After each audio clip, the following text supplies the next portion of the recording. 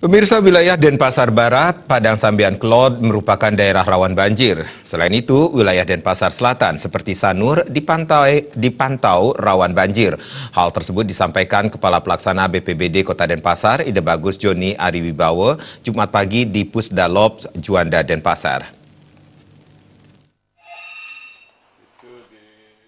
Kepala Pelaksana BPBD Kota Denpasar, Ide Bagus Joni Ariwibowo mengatakan, memasuki musim hujan, daerah rawan bencana seperti banjir di Denpasar adalah daerah Denpasar Barat. Dalam hal antisipasi dan pelayanan kebencanaan, BPBD Kota Denpasar selalu bersiaga 24 jam selama 7 hari.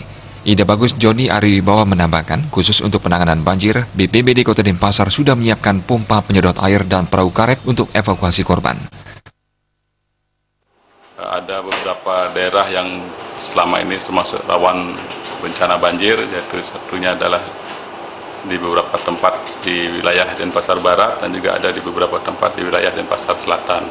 Untuk di Denpasar Barat, wilayah yang rawan sering ataupun intensitas banjir yang cukup tinggi ada di wilayah Desa Padang Sambian Klod, Pemecutan Klod maupun Kelurahan Padang Sambian.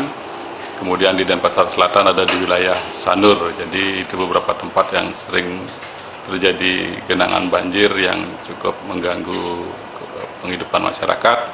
Oleh karena itu kami harapkan agar masyarakat selalu waspada dan tetap tenang dalam menghadapi kondisi seperti itu, dengan catatan kita harus menjaga kebersihan lingkungan, jadi tidak membuang sampah ke sungai ataupun ke saluran air, kemudian juga membersihkan lingkungan sekitarnya, membuat resapan air sehingga bisa mengurangi banjir yang mungkin terjadi karena intensitas air ataupun curah hujan yang semakin tinggi di awal-awal tahun 2020 ini.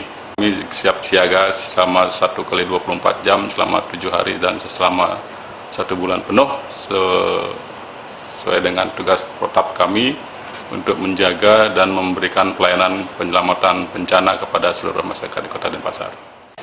Selain potensi banjir, masyarakat Kota Denpasar juga harus waspada dengan tanah longsor dan pohon tumbang. Joka Andika, Bali TV.